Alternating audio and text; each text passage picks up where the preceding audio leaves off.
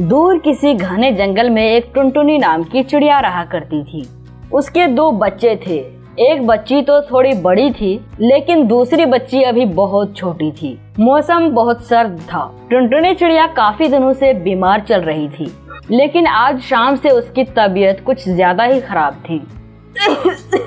मेरे पास आ जाओ मेरे बच्चों, शायद आज जुदाई का समय आ गया है। मेरी सांसें अटक रही है। ऐसा लग रहा है कि किसी भी समय मेरी सांसें रुक जाएगी। मम्मा, आप ऐसा ना कहो मम्मा, आप ठीक हो जाओगी। पहले भी तो आप बीमार हुई थी ना माँ, तो आप कितनी जल्दी ठीक हो गई थी। आप ठीक हो जाओगी मम्मा।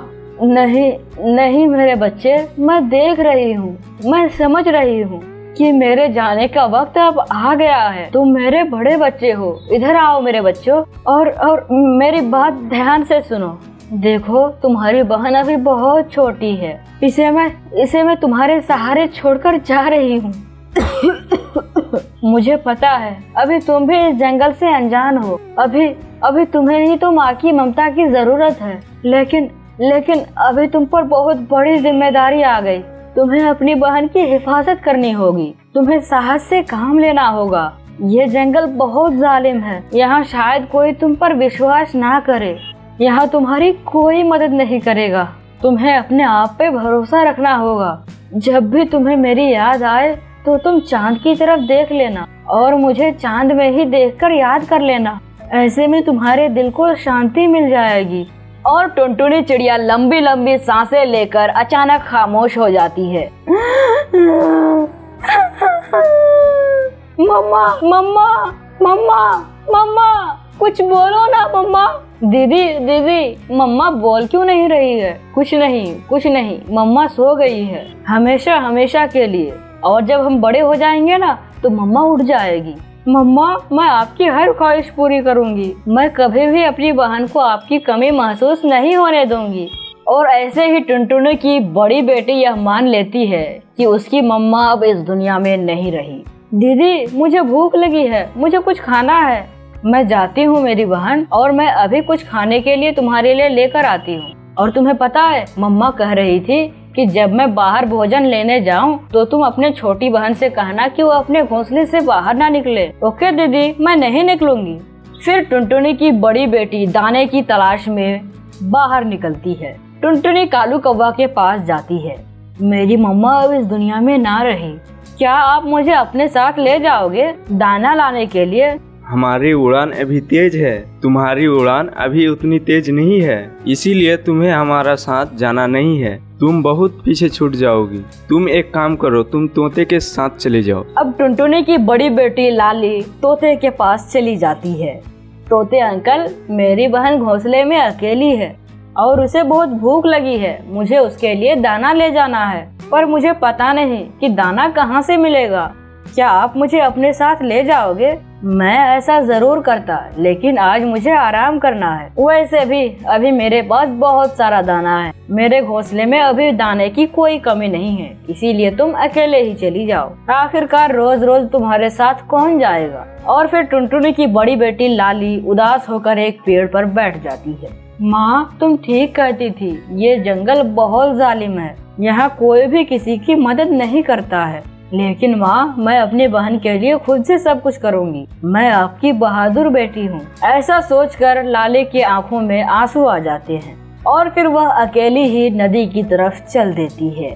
यह टुनटुनी की बड़ी बेटी लाली की उसकी माँ के बिना पहली उड़ान थी और ये बात उसे पहले ही उड़ान में समझ आ जाती है कि माँ के बिना जीवन कितना मुश्किल है।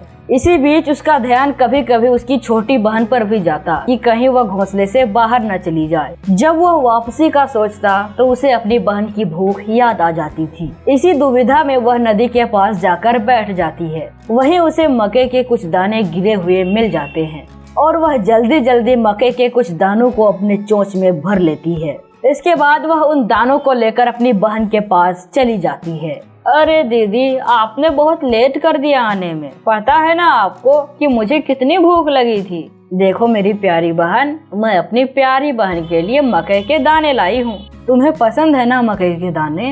हाँ दीदी, मुझे बहुत पसंद है।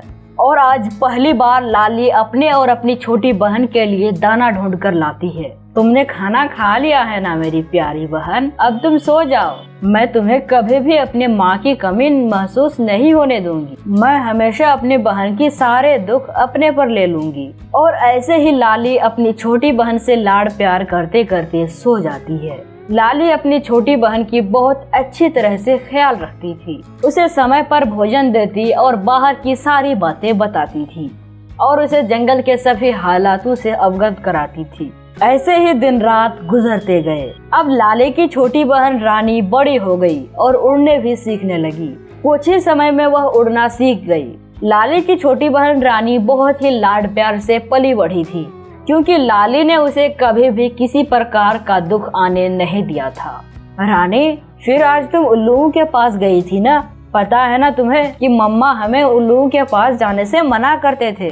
दीदी, आप बड़ी हो, इसका मतलब ये नहीं कि मैं हमेशा आपसे पूछ कर जाया करूंगी। अब मैं भी बड़ी हो गई हूँ, मैं अपना अच्छा और बुरा समझती हूँ। फिर लाली खामोश हो जाती है। लेकिन रानी की दोस्ती तो उल्लुओं से हो गई। अब रानी हर सवेरे उठकर सबसे पहले उल्लुओं के पास जाती। सुनो, देखते हो लाली और रानी में कितना ज्यादा प्यार है। और उल्लू भाई, और तुम्हें तो पता ही है ना कि मुझे ऐसे प्यार में लड़ाई कराने में कितना मजा आता है। हाँ, वो कौन सी नई बात है तुम्हारी? रानी बता रही थी कि लाली उसे हमारे पास आने नहीं देती है। क्यों ना इन दोनों बहनों में लड़ाई करवाई जाए। इतने में ही रानी चिड़िया वहाँ पहुँच जाती है।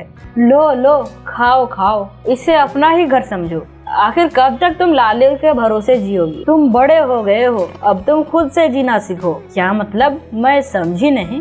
तुम लाली से कहो कि अब जो भी दाना आएगा हम उसे इकट्ठे नहीं खाएंगे, उसे हम 2 भागों में बांटकर अलग अलग खाएंगे। तुम तो बहुत मेहनती हो, लेकिन लाली अपने बड़े होने का रौब हमेशा तुम पर झाड़ती रहती है। बात तो तुम्हारी ठीक है, मैं भी अब बड़ी हो चुकी हूँ। इसी तरह दोनों उल्लू मिलकर रानी को अपनी बातों में फंसा लेती है और रानी को लगता है कि उल्लुओं को उसके साथ बहुत सहानुभूति है। ये लो दाना, आज यहाँ से ही ले जाओ और बताओ लाली को कि अब तुम भी बड़ी हो गई हो। और रानी उनकी बातों में आ जाती है। दीदी, अब मैं बड़ी हो गई हूँ। अब मैं सोच रही हूँ कि अब हम दोनों अपना अपना दाना बांट कर खाएंगे। ये तुम क्या कह रही हो रानी? मम्मा ने कहा था कि तुम दोनों एक दूसरे के साथ मिलजुल कर रहना और एक दूसरे का हमेशा ख्याल रखना। वो तो छोटे समय की बात थी ना, अब मैं बड़ी हो गई हूँ। रानी, तुम मेरे लाड प्यार का नाजायज फायदा उठा रही हो। अब आप जो भी समझो, मैं दाना तो अलग ही खाऊंगी। और लाली फिर से खामोश हो जाती है। क्या हुआ? बड़ी मुश्किल से मानी होगी ना तुम्हारी बहन दाना को अलग अलग खाने के लिए? हाँ, मान तो नहीं रही थी, लेकिन मैंने जिद किया तो खामोश हो गई। खामोश तो होना ही था, आखिर उसे भी पता है खामोश क्यों नहीं होगी। उसको तो पता ही है कि कल को ये घोंसला उसी का होगा। जब वह तुम्हें निकाल फेंकेगी तो तुम कहाँ जाओगी? लेकिन दीदी मेरे साथ ऐसा क्यों करेगी? वो ऐसा ही करेगी, लेकिन तुम भी डट जाओ इससे पहले कि वो तुम्हें भगाए। तुम आज ही उसे कह दो कि घोंसले पर छोटी बेटी का हक है, वो अपना खुद का नया घोंसला बना ले। तुम्हारा बहुत बहुत धन्यवाद, तुमने तो मेरी आंखें खोल दी। रानी उल्लू की बात में पूरी तरह आ जाती है और घर की तरफ चली जाती है। भला ये सब करने से तुम्हें मिलता क्या है? मैं अकेला ऐसा नहीं करता, और भी जंगल में बहुत सारे पक्षी हैं जो ऐसा करना पसंद करते हैं। मिलेगा तो कुछ भी नहीं, लेकिन मजा बहुत आता है ऐसे ही किसी का घर बर्बाद करके। इधर घर आने के बाद रानी लाली से कहती है, मुझे अच्छा नहीं लगता कि मैं तुमसे रोज रोज लड़ाई करूं, इसलिए मैंने आज एक फैसला ले लिया है। रानी, बहुत गुस्से में लग रही हो, क्या निर्णय लिया है? घोंसला तुम्हारा होगा या मेरा? क्योंकि हम लोग यहाँ पर इकट्ठा नहीं रह सकते। रानी, ये सब तुम क्या कह रही हो? तुम खूब शांति पहुँचा रही हो अपनी माँ की आत्मा को। ये माँ कहाँ से आ गई बीच में? मुझे पता है तुम मुझे ही भगा दोगी। मैं छोटी हूँ ना, मैं खुद चली जाती हूँ, क्योंकि हमारा साथ में गुजारा नहीं हो सकता है। रानी, क्या ये तुम्हारा अंतिम निर्णय है? रानी ने धीमे लहजे से अपनी छोटी बहन से पूछा। हाँ, और मेरे दोस्तों का भी यही ख्याल है। ठीक है, तुम ये घोंसला ले लो और मैं कहीं और चली जाती हूँ।